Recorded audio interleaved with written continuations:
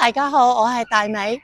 今日咧，我哋就嚟到俄亥俄州呢一個公園咧。其實佢係位於俄亥俄嘅靠邊緣嘅一個州。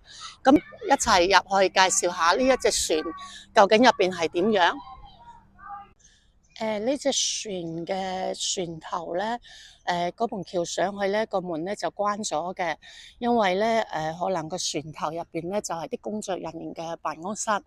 我哋從後邊個船尾嗰度仲有一個門入去，咁我哋想去觀察下呢個船究竟入邊有啲乜嘢係值得觀察嘅，好嗎？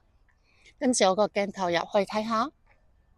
呢度咧仲有介紹呢個船嘅歷史啦，咁樣。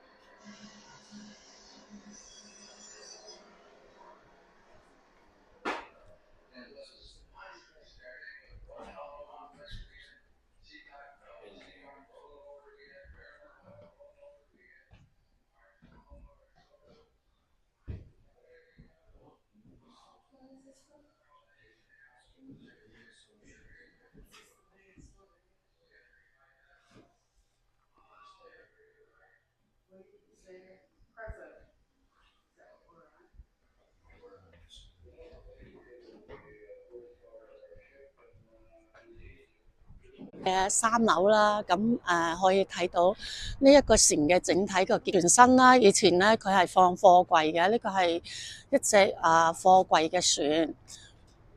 咁樣咧後邊嗰度咧應該係一個廚房。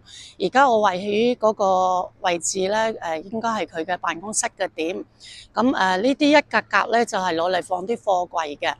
咁我而家咧，咁呢個博物館係對外開放嘅。如果有經過呢個州嘅話咧，可以入嚟呢度睇下。